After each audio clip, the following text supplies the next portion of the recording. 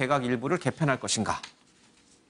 뭐 할 가능성도 있습니다만은 예. 뭐 바로 뭐 하겠습니까? 예. 조금 더 뭐 지켜보는 지난번에 뭐 이낙연 총리가 개각 얘기를 조금 했습니다만은 예. 지금은 이 여세를 좀 몰아서 국정을 좀 단단히 하는 계기가 되는 거 아닌가 싶습니다. 예. 지금 문재인 대통령은 어떻게 보면 2006년 국회의원 총선에서 승리하고 작년에 대선에서 승리하고 예. 지방선거까지 승리한 거죠. 그래서 예. 그동안에 이제 130석이 이번에 재보궐선거까지 하면 예. 130석이 되는 겁니다. 그러니까 평화민주당이죠. 민주평화당 예. 그쪽하고 정의당하고 이렇게 합치면은 151석까지 되니까 예. 과반수가 넘는 거예요. 국가선진화법에 따라서 뭐 중요한 거는 뭐 아직은 안 되지만은 예.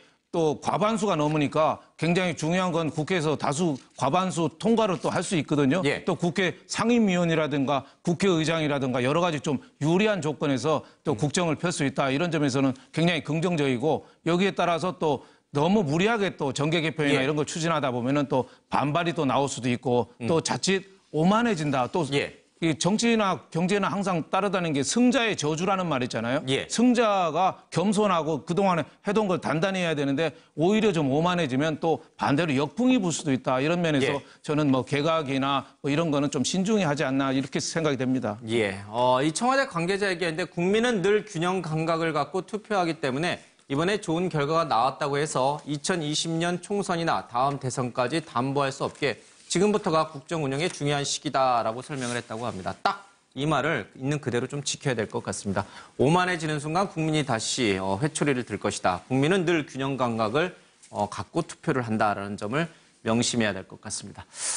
네, 지방선거 얘기는 좀 여기까지 정리하겠습니다. 이번 지방선거를 갈라놓은 여러 가지 변수들이 있습니다만 그 가운데 하나도 이 북미회담에 대한 여야의 평가일지도 모르겠습니다. 이 소식은 박진아 아나운서 얘기를 좀 듣고 오겠습니다. 그제 열린 미국 정상회담의 공동합의문을 놓고 여야가 엇갈린 평가를 했습니다. 보수야당 지도부는 우려의 목소리를 쏟아냈는데요. 자유한국당의 홍준표 대표는 어제 열린 중앙선대위 회의에서 국민이 걱정하는 북핵 폐기엔 진전이 없고 한미 군사훈련 중단에 주한미군 철수까지 논의가 됐다며 안보가 위기에 몰리게 됐다고 말했습니다. 한미 동맹론 위기론을 내세우며 보수층 결집을 시도한 건데요.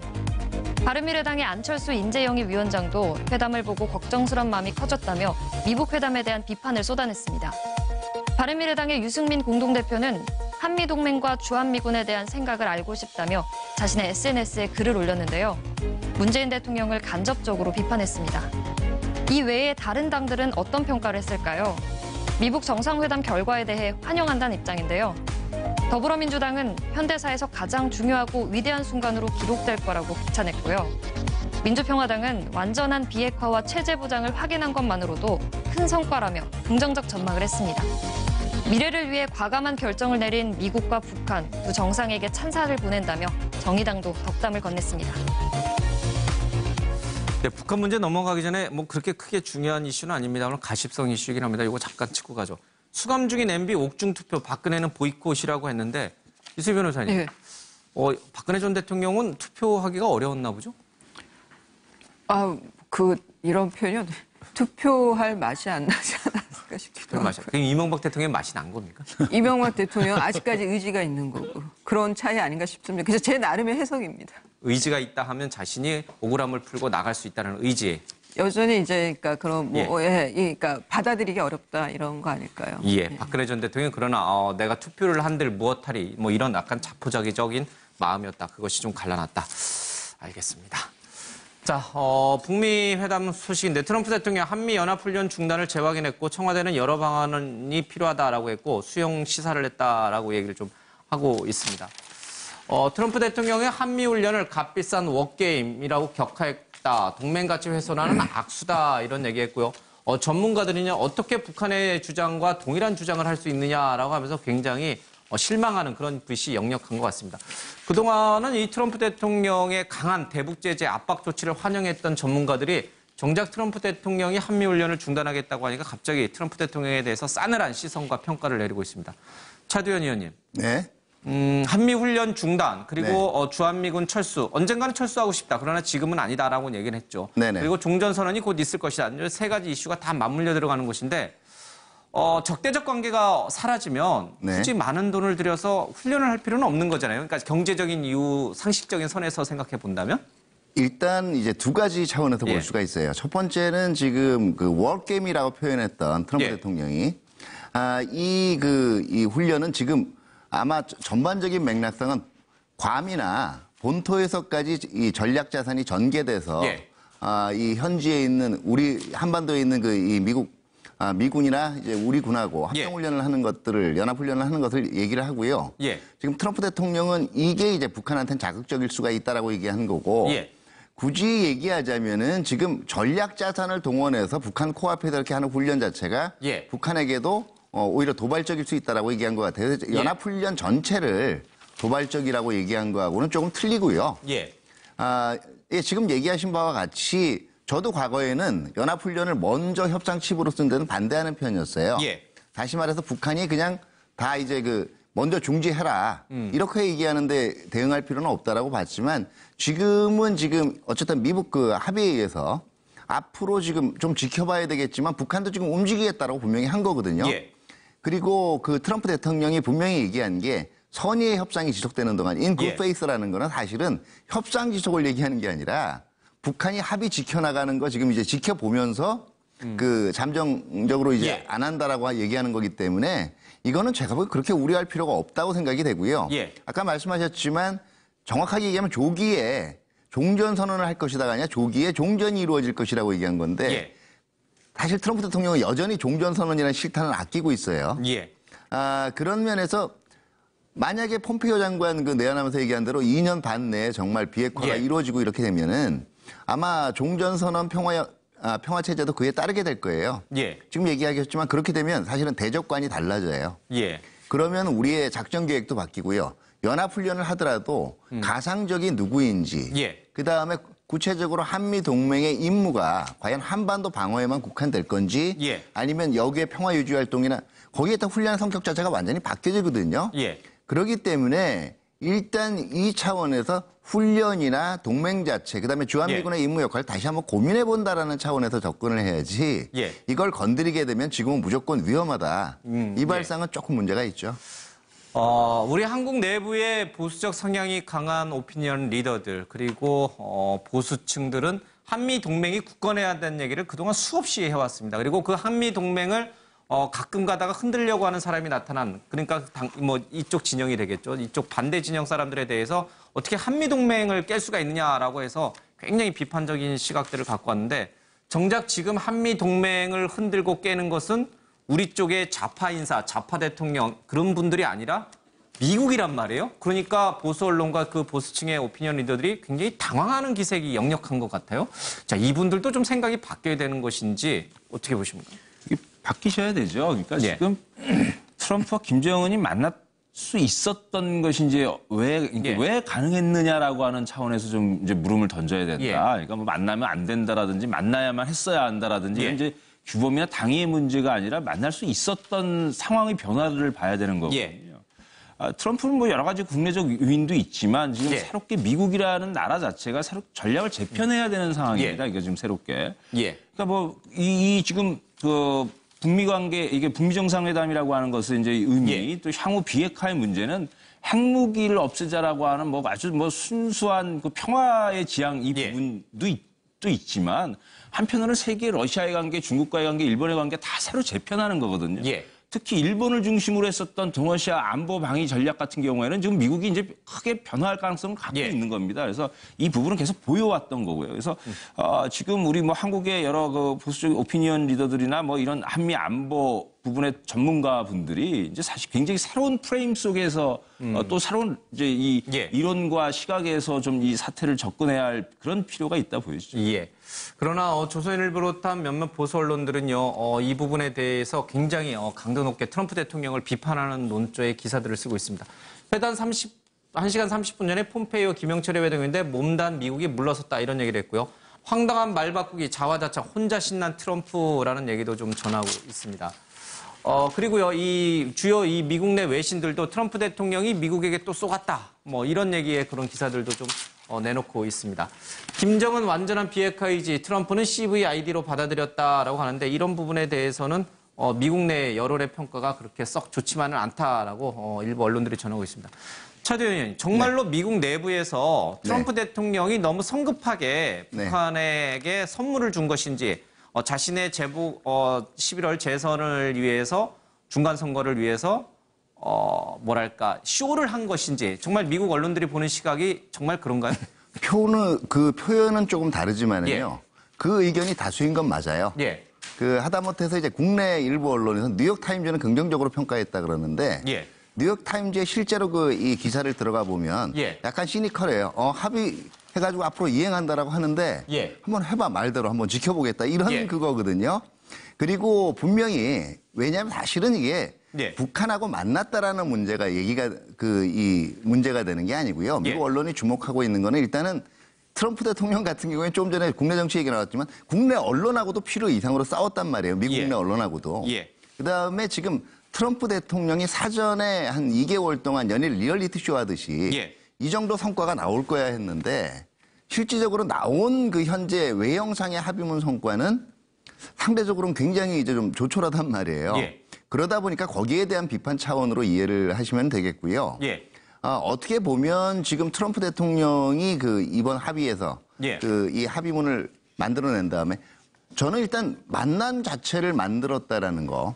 그다음에 미국이 먼저 그럼 한번 신뢰를 위해서 접근해 보는 게 어떠냐는 발상은 굉장히 획기적이라고 생각을 해요. 그런데 애초에 눈높이를 너무 높여놓은 것도 본인 자신이거든요. 그러니까 이 비판에 경호할 필요가 있고요. 두 번째는 그 성과 자체가 없다 그러니까 트럼프 대통령이 어떤 얘기했냐면 내가 다 들었어. 회담장에서 얘기했다니까. 이런 투로 이제 받아쳤거든요. 일종의 이런 거예요. 중간 시험을 쳤는데 중간 시험 성적이 별로 이제 채점 결과가 안 좋게 나오니까 성적 올려줘. 이 기말 시험까지 내가 추가 과제를 제출을 할 거야 얘기를 한 거란 말이에요. 그러면 이 강론이 맞느냐 안 맞느냐는 사실은 중간 선거 이전까지는 나올 수밖에 없게 돼 있어요. 트럼프 대통령이 이 기자회견에서 얘기한 것들이 실제로 북한이 조속한 비핵화 의지를 보였는지 안 보였는지 이것들이 나오게 되면 자연적으로 그 성적은 뭐 C에서 A로 상향 조정되는 거고요. 그 성적이 그때까지 안 나오면 아마 교수 속인죄로 F까지도 나오는 거죠. 뉴욕타임즈라든지 아니면 워싱턴 포스트와 같은 전통의 미국 언론, 특히 이 진보적 성향이 강한 언론이 이번 북미 회담 결과에 대해서 냉혹하게 평가하는 부분을 우리 한반도의 평화가 정착되는 것을 싫어해서가 아니라 트럼프 대통령과의 국내적인 어떤 갈등 관계 선상에서도 우리가 좀 바라봐야 될 필요가 있습니다. 물론입니다. 미국 언론도 사실 미국의 전체 이익에서 지금 미국이 조금 더 압박을 하다가 거기에 대해서 주도권을 쥐고 가는 게 유리하냐 아니면은 처음부터 이제 일단은 북한이 핵 보유국이라는 기존 가정하에 좀 많이 양보를 어떻게 하냐 달래야지라는 이런 시각 사이에서 사실은 앞쪽에서 접근을 하는 거지 이게 남북한 관계가 좋아지거나 미북 관계가 좋아지는 게 미국 이익에 전혀 도움이 안 된다라는 접근은 아니에요. 문제는 제가 보기에는 국내에서 물론 이거를 얘기하는 게 보수냐 진보냐의 문제가 아니라 각 정파가 이런 미국 내의 반응을 자기 입맛에 맞게 갖다가 각색해서 쓰고 있는 것이 문제죠. 뭐 서로 자기들에게 유리한 어떤 논리의 논거로서 갖다 끌어쓰는 것 같긴 해요. 그러니까 아까 그 얘기예요. 자, 봐라. 미국도 비판하고 있다. 사실은 그 차원이 틀린 거고요. 한쪽은 미국 언론들 중에서는 찬양하는 언론도 있는데 안에 들어가 보면 그게 아니란 말이에요. 그런 부분들을 좀 세밀히 잘 살펴서 인식을 좀 해야 되지 않을까 싶습니다. 북한 조선중앙TV도 어제 이례적으로 이 북미 회담 결과를 신속히 보도를 좀 했습니다. 직접 들어보겠습니다. 지구상에서 가장 장구한 세월 첨예하게 대립되고 지속되어 온 조미 사이의 극단적인 적대 관계를 끝장내고 두 나라 인민의 이익과 세계 평화와 안전을 위한 새로운 미래를 열어나가려는 수뇌분들의 확고한 결단과 의지에 의하여 금세기 최초의 조선민주주의인민공화국과 미합중국 수뇌회담이 진행되게 됩니다. 현지 시간으로 오전 9시 우리 당과 국가 군대의 최고領導자 김정은 동지께서 미 합중국 대통령 도널드 J. 트럼프와 상봉하시고 첫 악수를 나누시었습니다. 조선반도가 네, 북한이 노동신문도 그렇고요. 조선중앙TV를 통해서 이제 이번 회담을 신속히 좀 보도하는 이례적인 일도 좀 있었습니다. 자, 이렇게 되면은 앞으로 어떻게 될 것인가? 우리 정부는 굉장히 이제 속도감 있게 남북 경협이라든지 여러 가지를 준비할 텐데 미국의 대북 제재가 풀리지 않고 있는 상황에서 당분간 속도 내기는 어렵다라는 얘기도 있지만 일각에서는 철도라든지 이런 걸 연결하는 것은 그런 제재와 관련이 없으니까 지금 당장 시작해도 된다 이런 얘기를 하고 있습니다. 북한은 베트남 도이모이 정책을 벤치마킹할 수도 있다 이런 얘기도 같이 흘러나오고 있습니다. 오늘 고위급 군사회담도 열리는데요. 차두현 의원님, 경협 어느 정도 속도감이 날까요? 네, 일단 우리 입장에서는 사실 경협 부분에 굉장히 예. 관심이 많은 건 사실인데요. 예. 이거는 미국하고 보조를 맞출 필요가 있는 게 엄밀히 예. 얘기하면 트럼프 대통령은 완전한 비핵화가 되기까지는 제재는 예. 유지한다라고 얘기했거든요. 그랬죠. 예. 지금 유엔 제재상으로도요. 인프라 투자는 가능해요. 예. 그다음에 산림 녹화 사업 같은 경우에는요. 현물을 주고 노동력이 거기서 동원되면 되는데 예. 도로 철도 같은 SOC 사업은 특성상 예. 우리 인력만 들어가서 할 수가 없어요. 예. 이 경우에 노동력을 거의 북한이 제공하는 형식이 합작 형식이면 괜찮은데요. 예. 만약에 개성공단처럼 노동자 임금을 우리가 줘야 되는 상황이면 유엔은 그 제재에서 금하고 있는 벌크 캐시 문제는 걸릴 수가 있어요. 예. 자, 이 문제는요, 내일 조금 더 자세하게 저희들이 좀 풀어보도록 하겠습니다. 네, 오늘 아침의 매일경제는 여기서 마치겠습니다. 고맙습니다.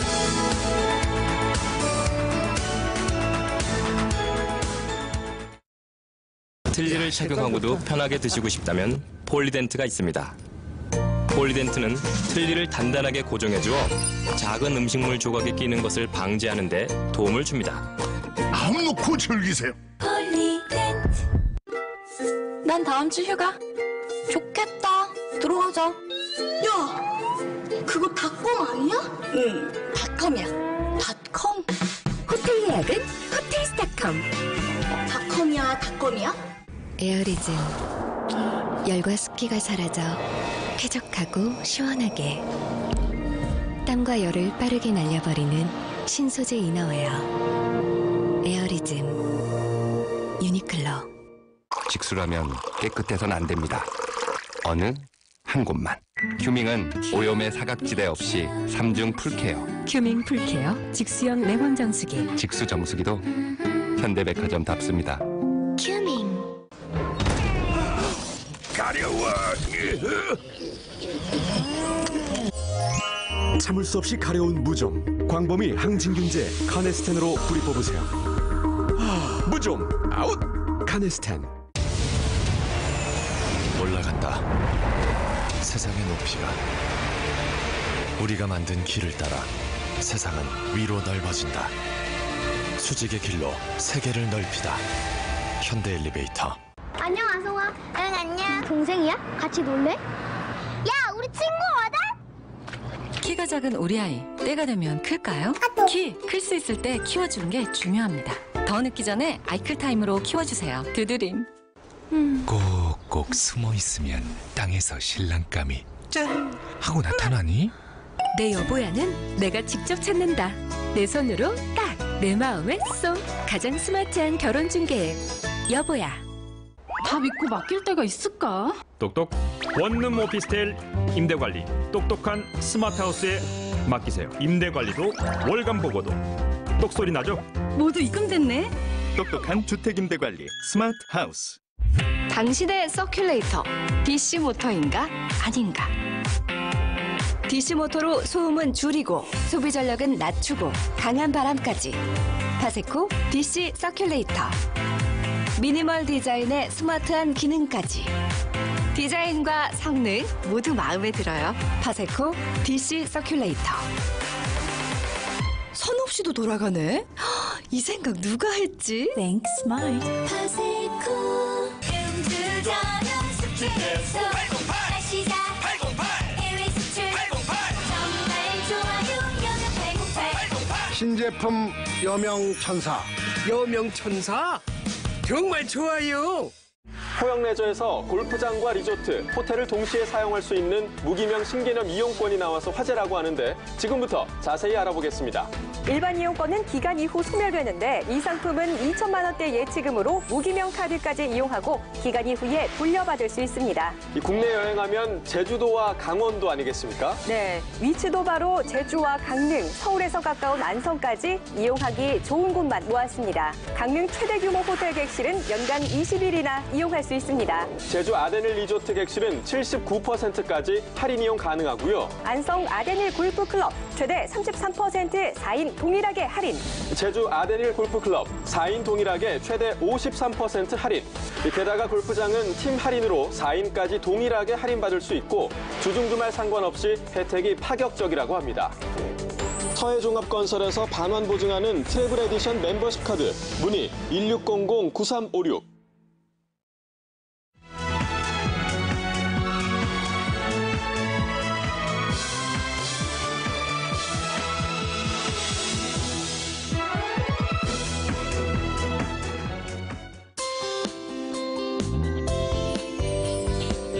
유익한 방송 MBN에서 뉴스파이터가 방송됩니다.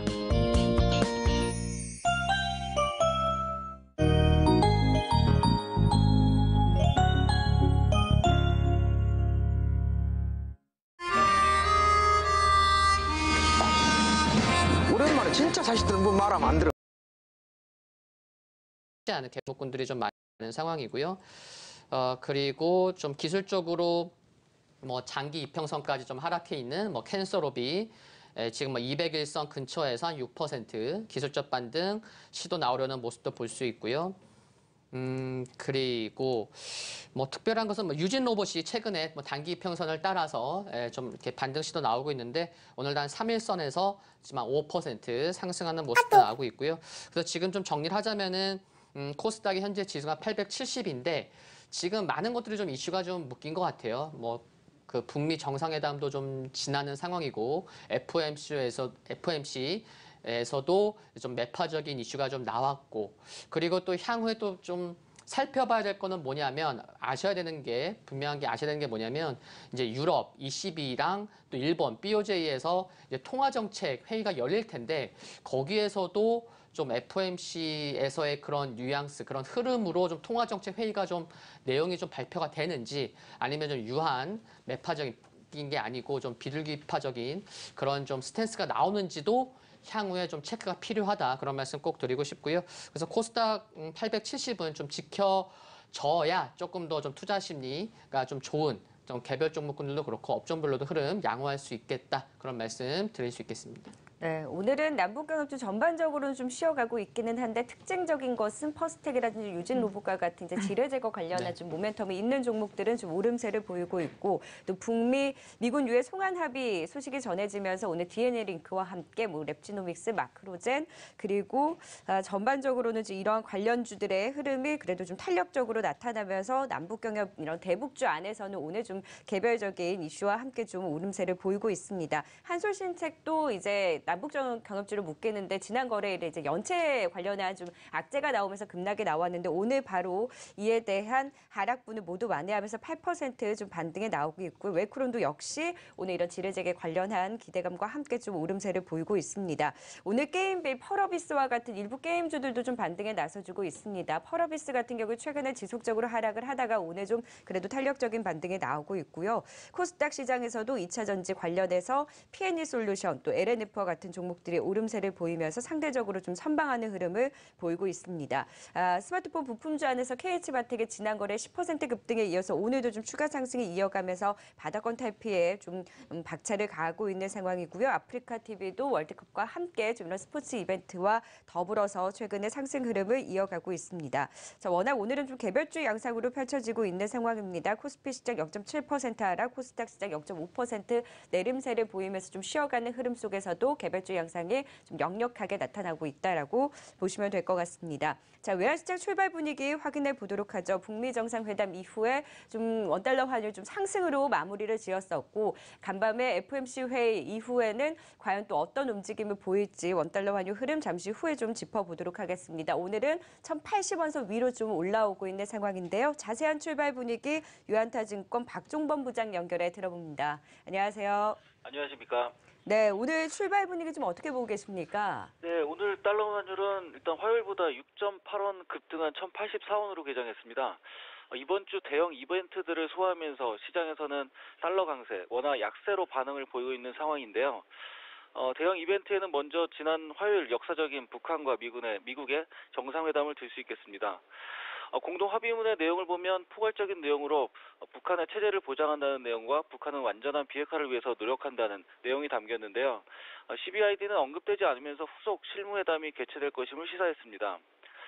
근본 정상회담에 대한 평가는 엇갈리고 있긴 한데 일단 기대 이상이라고 볼 수 없다면 외국인 시각에서 원화의 차익 실현에 대한 빌미를 제공하면서 달러원 시장에는 오히려 상승에 영향을 주고 있다고 볼 수 있겠습니다. 두 번째 이벤트는 미 FRB의 기준금리 인상입니다. 미 연준은 연방공개시장위원회를 열고 시장에서 예상한 것 같이 기준금리를 만장일치로 25bp 인상했습니다. 또 물가 부분과 경기에 대해서는 자신감을 보이면서 올해 추가로 2번 더 금리 인상을 시사하기도 했습니다. 이렇듯 매파적인 시각의 달러 인덱스는 급상승하기도 했지만 오늘 예정된 ECB 통화정책 회의를 앞두고 유로화 매수가 탄력을 받으면서 오히려 달러 인덱스는 상승폭을 그대로 반납했습니다.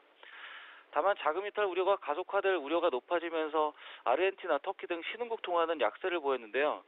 이번 금리 인상으로 한국과도 금리 역전이 50bp 더 벌어지게 되었는데 신흥국의 자금 이탈 우려 부각과 함께 달러원도 당분간 이러한 이슈는 상승에 영향을 줄 것으로 판단이 되고 있습니다. 한편 북미 정상회담을 지나고 어제는 6.13 지방선거에서 여당이 압승을 한 가운데 외국인 투자자들의 시각도 관심이 가는데요. 전반적으로 오늘 달러 환율은 일단 상승의 무게감이 실리고 있다고 볼 수 있겠습니다. 다만 1,080원대 두터운 매물벽 소화가 관건이겠고 오늘 중요도가 큰 ECB 통화정책 회의를 앞두고 있는 상황이기 때문에 달러 환율은 오늘 1,080원 초중반대에서 주로 공방이 있을 것으로 예상하고 있습니다. 이상입니다. 네, 원달러 환율 출발 흐름까지 짚어봤습니다. 유한타증권 박종범 부장이었습니다. 말씀 고맙습니다. 네, 감사합니다. 네, 전반적으로는 좀 쉬어가는 흐름이 두드러지는 시장입니다. 수급 특징주들은 또 어떤 종목들이 있는지 권다영 캐스터 통해 전해 듣겠습니다. 수급 토픽입니다. 외국인과 기관은 실시간으로 어떤 종목을 매수하고 있는지 추정치를 기반으로 확인해보는 시간인데요. 먼저 시청자 종목부터 확인하고 가시죠. 오늘 YG 엔터테인먼트 살펴보도록 하겠습니다. 기관이 6거래일 연속으로 매수를 하면서 전거래일 6% 넘게 급등을 하는 모습이 연출이 됐습니다. 주요 수익원인 빅뱅이 내년 후부터 순차적으로 군 제대를 하면서 수익에 대한 기대감이 있다라는 증권사 분석이 있기도 했고요. 오늘 수급 차트 도 이어서 살펴보도록 하겠습니다. 오늘 수급 차트 보시면 파란색 선인 기관의 매수세가 꾸준하게 들어오는 것이 참 특징적입니다. 외국인, 핑크색 선인 외국인은 소폭 매도에 나섰고요. 오늘도 기관이 매수를 하면서 7거래일 연속으로 기관 매수세가 들어오고 있습니다. 주가도 함께 탄력을 받으면서 현재 1.6% 강세를 시연해주고 있고요. 31,150원을 기록하고 있습니다. 누적 강도도 살펴보시면 외국인이 소폭 매도하고 있지만 그래도 기관의 매수세가 몰리면서 거래 강도가 4.07배로 나타나고 있습니다. 거래 강도는 20일 평균 거래량 대비 오늘 거래량을 나타내는 지표인데요. 오늘 4.7배에 아주 많은 거래가 수급이 몰리는 것이 특징적으로 나타나고 있네요. 이렇게 전화 주시면 실시간 수급 흐름 짚어드립니다. 02-6676-0202번으로 전화 주시면 됩니다. 그렇다면 오늘 시장은 어떤 흐름 이어가고 있을까요? 수급 우수 종목들 살펴보도록 하겠습니다. 주가 대비 강한 수급이 들어오는 종목들이 선정이 되는데요. 네이처셀이 가장 상단에 올라와 있습니다. 20% 넘게 하락하다가 현재 좀 낙폭을 줄여내면서 17%가량 하락하는 모습인데요. 외국인은 크게 스탠스를 잡지 않지만 기관 매수세가 들어오면서 네이처셀 좀 17%가량 하락을 하는 모습입니다. 현재 누적 강도도 살펴보시면요. 현재 기관이 강하게 사고 있고 거래 강도가 24배로 수급이 아주 강하게 몰리는 모습이 아주 특징적으로 나타나고 있는 상황입니다. 이외에 수급 우수 종목들 오늘 폴더블 폰에 대한 기대감으로 오르는 종목들도 있고요. LNF를 필두로 오늘 2차 전지 관련주들이 시장 대비 좀 강한 수급이 들어오고 있는 것이 특징적으로 나타나고 있습니다. LNF 3% 가까이 상승하면서 5만 5천 원 선을 뚫어내고 있는데요. 기관 매수세가 들어오고 외국인도 함께 좀 매수를 하면서 수급적으로도 외국인의 매수세가 아주 꾸준하게 들어오면서 주가도 연일 빨간불을 켜고 있는 종목입니다. 누적 강도 면에서 보시면 외국인이 강하게 매수하고 있고 거래 강도가 1.8배로 수급이 몰리는 것이 나타나고 있습니다. 오늘 삼성전자와 SK하이닉스는 쉬어가지만 LG전자가 3%까지 상승폭을 키웠습니다. 실적에 대한 기대감이 있다라는 증권사 분석이 있었고요. 오늘 외국인 매수가 강하게 들어오고 있습니다. 기관도 소폭이지만 매수를 하고 있고요. 그동안 LG전자 외국인이 꾸준하게 매수를 하는 모습이고요. 오늘 누적 강도 면에서도 외국인 매수세가 들어오고 거래 강도가 2.8배로 아주 수급이 몰리는 모습이 특징적으로 나타나고 있는 상황입니다. 이외에 오늘 폴더블 폰에 대한 기대감으로 KH바텍도 3% 넘게 오르고 있습니다. 수급적으로도 기관의 매수세가 몰리면서 오늘 빨간불을 함께 켜고 있고요. SKC 코롱PI도 함께 상승을 하고 있습니다. 게임빌에도 수급이 몰리면서 5% 가까이 오르고 있고요. 펄어비스도 함께 2%대 강세를 시연해주고 있는 모습입니다. 수급 탑픽 종목도 확인해 보도록 하겠습니다. 오늘 매수세와 상승세를 고려했을 때 살펴보면 좋을 종목들이 선정이 되는데요. 오늘 세 종목이 선정이 됐네요. 함께 살펴볼까요? SKC 코롱PI가 선정이 됐습니다. 역시나 폴더블폰에 대한 기대감으로 연일 주가도 좀 탄력을 받고 있는 모습인데요. 수급 차트 살펴보시면요. 외국인의 강한 수급이 들어오면서 현재 1.5%대 강세를 시연해주고 있습니다. 기관도 함께 매수에 나섰고요. 전거래일 외국인은 매도에 나섰지만 기관 매수세에 빨간불을 켜냈고 오늘도 힘을 내주고 있는 모습입니다. 누적 강도면에서 보시면 외국인이 강하게 매수하고 있고 거래 강도 0.8배로 나타나고 있습니다. 오늘 수급 탑픽 종목 SKC 코롱PI였습니다. 수급 탑픽이나 실시간 수급에 대한 문의는 026676-0202번으로 해주시면 되고요. 제공되는 정보는 추정치이기 때문에 오차와 지연이 있을 수 있습니다. 투자에 유의하시기 바랍니다. 실시간 수급 특징주에서도 살펴봤듯이 SKC 코오롱 PR뿐만 아니라 코오롱 인더 SKC와 같은 폴더블 관련주들이 오늘 또 추가 상승을 이어가고 있고요. 2차 전지주 그리고 수소차 관련주들이 또 코오롱 머티리얼, 일진다이와 같은 종목들이 또 상승세를 이어가고 있습니다. 오늘 대북주 안에서는 전반적으로 쉬어가긴 하지만 유전자 진단이라든지 지뢰 제거 그리고 페인트 관련주들이 또 선박을 하면서 사마 페인트가 또 급등하는 움직임을 보이고 있다는 부분 특징적으로 나타나고 있습니다. 자, 네이처 셀이 기관의 매수가 유입되면서 지금 낙폭을 줄이고 있다라고 수급 특징주를 통해서도 짚어봤는데 외국인이 저번에는 좀 받아갔고 이번에는 기관이 그렇다면 이들의 수급은 어떻게 해석을 해야 될지 사실 불안하다 해서 팔아야 되나 생각했던 개인 투자자분들 경우에는 또 이런 수급을 봤을 때 어떻게 대응해야 되지라는 생각하실 것 같거든요. 네, 그 외국인이 이제 이틀 전에 샀다고 하지만 한 9만 주, 한 10만 주 정도? 그래서 이제 많이 산 건 아니고요. 기관이, 그러니까 시가총액이 그게 작은 종목이 아니고 지금 시가총액이 이제 1조는 하향 이탈을 했지만 또 시가총액이 크니까 들어올 수 있어요. 네, 그래서 뭐 크게만 뭐 정말 크게 누가 봐도 야 이거 왜 이래? 할 정도로 크게 산다고 하면은 뭐 수급이 붙으면서 조금 더 상승 탄력적인 모습이 나올 수 있는 거고. 그렇게 의미를 부여할 정도의 수급량은 아니다. 네, 그렇게 봐야 될 것으로 생각이 들고요. 그래서 오늘 정말 이거는 뭐 누가 좀 예측할 수는 없죠. 그래서 뭐 앵커님께서도 말씀해 주시듯이 이제 뭐 대표이사가 또 이제 또 뭐 그런 또 뭐 코멘트도 했고. 그래서 좀 뭐 한 5분, 10분 만에 지난 거래일 뭐 하한가 간 건 좀 너무 좀 과한 거 아니냐. 또 이런 매수세도 좀 들어오는 것 같고요. 대신에 뭐 오늘의 좀 낙폭을 축소하는 것으로 인해서 야 이제 좀 뭐 또 다시 한번 가는구나 이런 생각을 하기보다는 여전히 보수적인 관점으로 네, 역시나 뭐 오늘 뭐 장중 고점이나 오늘 종가가 얼마에 끝날지 어디까지 뭐 좀 강하게 치고 올라올지는 모르겠지만 일단 좀 보수적으로 여전히 좀 대응하시는 게 객관적인 그런 전략이지 않을까 그런 말씀을 드리고 싶습니다. 네, 오늘도 선물 옵션 동시만기일이어서 좀 변동성에 대해서도 우려가 되고 있는 상황인데 그래도 선물 시장에서 좀 매수라든지 현물 시장 일단 코스피 시장에서는 외국인이 매도로 대응하고 있긴 하지만 수급적인 측면에 있어서는 선물 옵션 동시만기일에 대한 전망은 좀 어떻게 보고 계세요? 네, 네, 좀 말씀드리면은 일단 워낙 많은 이슈가 좀 몰렸고 그리고 아까 전에 말씀드렸듯이 앞으로 이제 20이랑 BOJ에서도 그 통화 정책 회의가 네. 있기 때문에 거기에도 좀 관심이 필요하거든요. 그래서 네. 오늘은 그래도 초반이지만 뭐 코스닥이 870 지켜지는 모습이고 뭐 코스피도 지금 한 2,450 전후에서 좀 움직이고 있어서 뭐 그렇게 뭐 극단적으로 뭐 부정적으로 볼 필요까지는 없지 않나 네, 그런 말씀을 드리고 싶고요. 네, 뭐 부장님 의견도 좀 듣고 싶네요. 네. 비슷하게 말씀드리고 싶은데요. 사실상 저희가 시장을 봤었을 때 그렇게 부정적으로 보고 있지를 않기 때문에 이러한 그 수급의 흐름 자체도 오히려 그 중립 이상의 흐름들이 좀 나타나지 않을까라고 기대는 하고 있습니다. 그래서 뭐 20이나 BOJ 같은 경우에는 시장에서 이번 경우에는 그렇게 큰 변화가 없을 것이다라는 그런 시장 컨센서스를 부합할 거다라고 보고 있기 때문에 지금 현재 전략에 있어서는 너무 이게 뭐 우려감 때문에 손절을 하신다든지 네. 아니면 그냥 마냥 관망을 하시는 것보다는 하반기나 아니면 향후에 대해서 지금이 저가의 매수의 시기가 아닐까라는 그 종목들을 찾으셔서 매수하시는 게 오히려 더 큰 네. 이익을 가져갈 수 있는 전략이 아닐까라고 생각을 하고 있습니다. 그러면 이렇게 수급이 일단은 남북 경주에 쏠려 있다가 분산이 되고 있는 상황이잖아요. 네네. 워낙 이제 오늘도 개별 양상으로 펼쳐지고 있다 보니까 수급이 돌았을 때 좀 긍정적으로 볼 수 있는 업종군 어떻게 좀 살펴볼 수 있을까요? 아까 말씀드렸을 때 뭐 모멘텀이 있는 업종에 대해서 몇 가지를 좀 말씀을 드렸는데요. 그래도 개인 투자자분들께서 좀 더 편안하게 접근하실 수 있는 게 음식료 업종 아닐까라고 네. 보여집니다. 오늘 시장에 있어서도 지금의 모습은 꽤 선방을 하고 있다라고 보여지고 있는데요.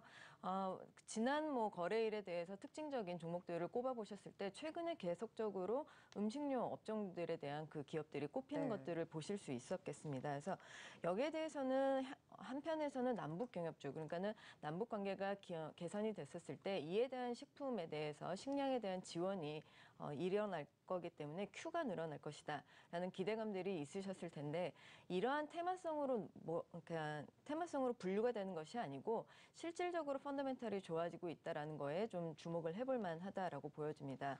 우호적인 환경이 형성이 된다라고 말씀을 드리고 싶은데요. 이에 대해서는 달러가 좀 진정이 되면서 원화에 대해서도 그렇게 원화 약세의 흐름으로 가지는 않을 거다라고 보여지고 있고요. 네. 또 한 가지는 원자재 가격들이 계속해서 올라가는 그런 인플레이션 환경 속에 지금 있잖아요. 근데 이러한 곡물 가격 인상 자체가 제품의 가격으로도 반영이 될 것이다라고 봤었을 때 사실상 6월 말 7월 초에 있어서는 전반적으로 국내 음식료 기업들에 대한 제품의 가격 인상이 있을 것입니다. 그래서 이에 대해서는 주가의 향상 그리고 기업의 실적 개선이 있을 것이다라는 것들 때문에 이번 2분기부터는 본격적인 실적의 개선이 있을 것이다라고 보여지고 있고요.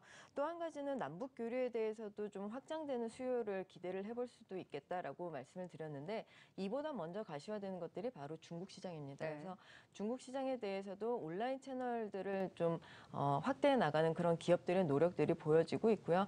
그러다 보니까 뭐 예를 들어서 오리온 같은 경우에는 지금 현재 해외 거점으로 봤었을 때 중국 같은 경우 이번에 매출단도 좀 크게 올라오고 있고 흑자 전환을 할 수 있는 기회가 될 수 있기 때문에 이러한 음식료 업종에 대해서 좀 관심 깊게 보시는 것도 좋을 것 같습니다. 최근에 또 원화 강세의 흐름이 좀 약화되긴 했지만 그렇다고 달러 강세 압력이 계속 지속적으로 나타나는 것 또한 제한적이다라고 또 진단을 해주셨어요.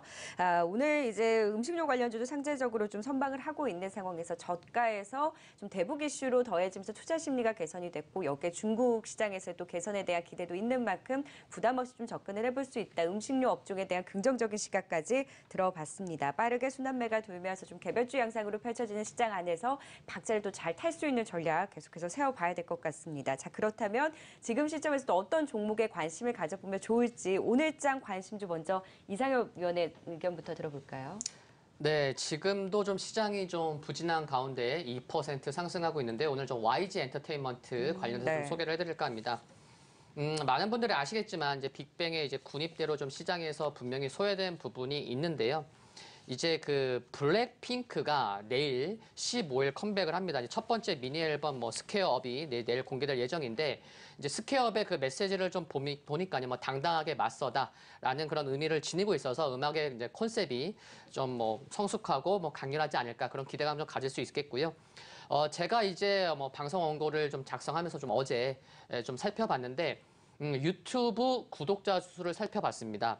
그러다 보니까 이제 블랙핑크의 경우 어제 전일 기준으로 유튜브 구독자 수가 한 711만 명이고요. 물론 최근에 가장 글로벌하게 이제 핫한 그룹인 방탄소년단 같은 경우에는 아마 890만 명 이어서 뭐 방탄소년단보다는 물론 적은 구독자지만 같은 걸그룹의 그런 뭐 경쟁자라고 하면 걸그룹을 보면은 트와이스의 구독자 수는 한 223만 명밖에 안 되거든요. 그러니까 트와이스보다 구독자 수가 약 한 490만 명 가까이 좀 많을 정도로 내일 이제 컴백하는 블랙핑크가 구독자 수가 상당히 많다. 그런 것 좀 초점을 맞춰볼 수가 있겠고요. 그리고 또 블랙핑크에 이어서 이제 아이콘이나 위너의 컴백도 예정되어 있는 정도 긍정적이기 때문에 좀 말씀을 드릴 수 있겠고요.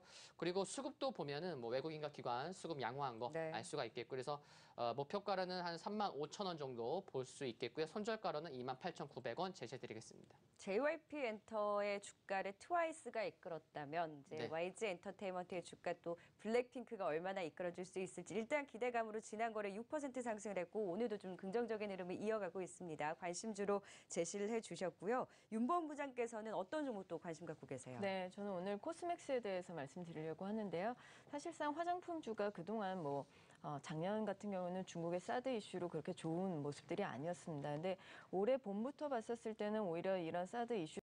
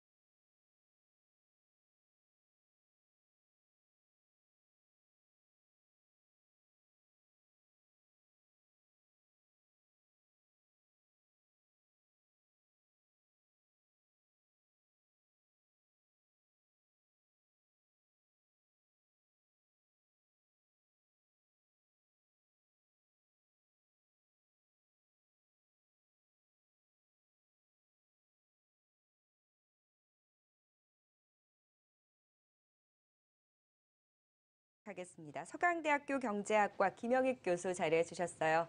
안녕하세요. 네, 안녕하십니까. 네, 참 역사적인 첫 만남 북미 정상회담이 이제 12일에 열렸습니다. 시장에서는 각각의 해석들이 나오고 있는 상황이기는 한데 일단 기대는 있었고 성공적으로 성사 이제 개최는 됐는데 해석에 대해서는 좀 분분한 것 같기는 해요. 뭐 트럼프 대통령은 굉장히 성공적이었다, 자평하기는 했지만 일각에서는 김정은 위원장의 승리다, 북한의 또 우세를 또 평가하는 의견들이 많은 상황인데요. 북미 정상회담에 대한 해외 시각과 반응 좀 어떻게 보셨습니까? 일반적으로 큰 틀은 합의했다. 북한 핵 해결하고 평화협정 큰 틀을 해결했다. 네. 이런 이야기를 하고 있는 거고요. 그다음에 자세한 구체적인 일정이 없다. 이런 부정적인 측면도 있고 말씀하신 것처럼 북한의 유리한 협정이었다. 하버드 대학의 엘리암 그레슨 교수가 이런 이야기를